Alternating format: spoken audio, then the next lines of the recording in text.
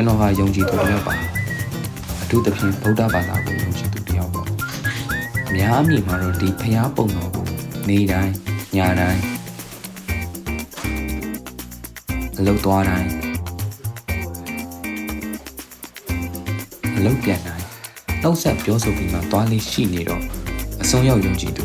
ဒါမှမဟုတ်အထီးကျန်တနာစရာကောင်းကြီးလို့လည်းထင်ကြတာမျိုးရှိတာပေါ့ဟုတ်ပါတယ်အဲ့ဒီအပြင်ကျွန်တော်ရတဲ့လစာတွေကနေလေ1400အောင်ပန်းတစ်တွေလဲပြီးအပတ်တိုင်းလှူဒန်းတယ်လို့ကျွန်တော်မစားခင်နိုင်တဲ့အရင်ကတ်လူပူဇော်ပြီးမှစားလိရှိသေးတယ်ဗျဆုံးနေကတ်လူပြသေးရှင်ဗျာကျွန်တော်ပြောတယ်ဒီဆုံးခဲမများကိုစက်ကပြောမှလေလူကမရှိ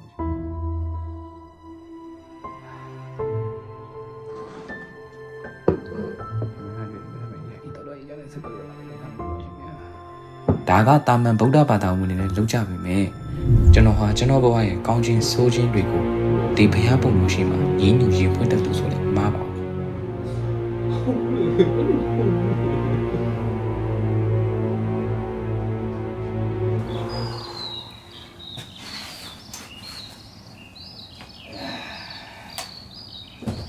အဲ့ဒါတွေမကသေးပဲကျွန်တော်အမြဲလိုလိုဖျားစာတွေရွတ်ဖတ်ပူဇော်တိုင်းမှာလေဩဃာတောဂါကာယကဝစီကမနောကံသဘာဝရတခတ်သိန်းတော်ပြည့်တို့ကိုပြောက်ပါစေခြင်းဂျုံငါပထမဒုတိယတတိယတစ်ချိန်နှစ်ချိန်သုံးချိန်မြောက်အောင်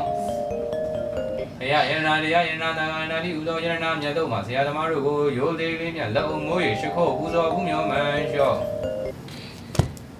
ရောပါဤရှင်ဖေယရောပါတော်ကျိုးအကြောင်းပဲလေးပါကတ်တော့မှရပြည့်ရှိဟိုင်းအေးပြောဘာလိစားလဲအရေးကြီးလို့လားငါဖျားရှိဦးနေတော့စက်တိုက်နေဟမ်မင်းကွာဒီတက်ပုံကိုပဲနားသွားညီးနေရောညအောင်ပြီးကိုမပြီးနိုင်ဘူးအေးဘာလိစားတော့ငါဘာလုပ်ဝေးရမလဲပြောလို့ဒီဟိုကဘန်ဟောကပြန်လာမှာဆေးလေးလေးယူရင်တော့တောင်းလို့စော်လေးလေးပါမှာလိုက်ခဲ့အမေစမေအရင်မပါတာပေါ့ကွာအဲ့ဒါခေါ်ဖို့အတွက်နဲ့ငါဖျားရှိဖို့တော့စော်ကားဖို့လိုးလားလိုက်ခဲ့လို့မင်းကလည်းဒိုးလိုက်တော့ဒါပဲအော်မလေး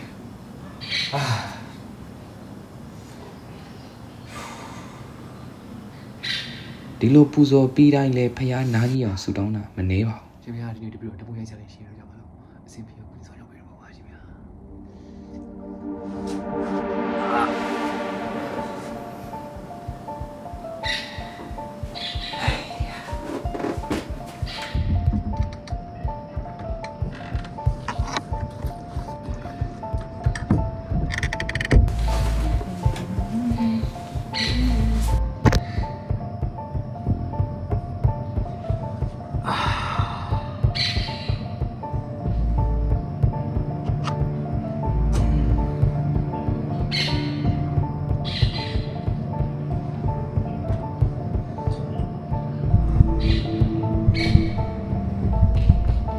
ဒီလိုတွေလုပ်ပြီးဆူတောင်းရောပြည့်ခဲ့လားဆိုတော့မ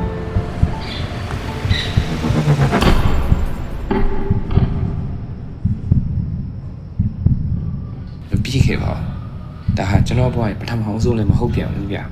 ကျွန်တော်မိဘတွေနဲ့အဆင်ပြေဖို့ဆူတောင်းတဲ့အခါမှာလေဘာမှမဟုတ်စရာအကြောင်းမရှိဘူးကြီးကတေးလို့ပြောနေအောင်ထုံးမတက်ဒါပေမဲ့လည်းတားပြောတော့လည်းနည်းပါဘာမှမပြောနဲ့ငါ့ကိုနေအလောက်တက်နေနေဟာနေနေလားဟုတ်အဲ့လိုပြောချင်တာမဟုတ်ဘူးလေမေ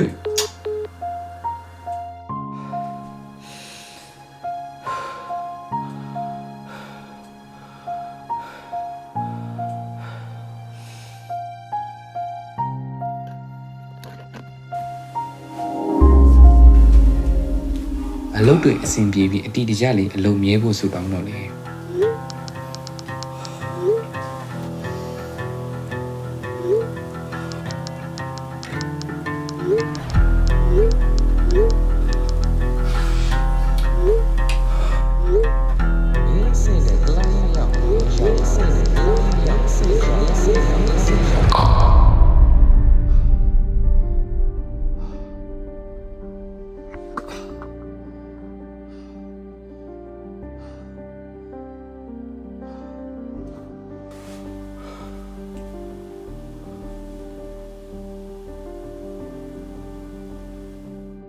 တရားအဆုံးအမကိုလက်ခံတယ်ဆိုဘုရားကဘာကိုဆုံးမတာလဲအကျဉ်းချုပ်ပြောမှဆိုရင်မလုတ်တဲ့နာနဲ့လုတ်တဲ့နာဒီနှစ်ခုခွဲခြားပြီးတော့ဟောပြောတယ်မလုတ်တဲ့နာကိုရှောင်ဖို့နဲ့လုတ်တဲ့နာကိုလုတ်ဖို့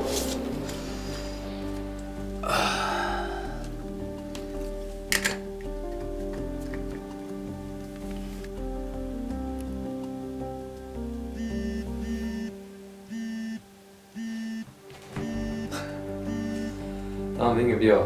我不来了。没那什么别那边没来。啊，这个话呗，没中间骗你家。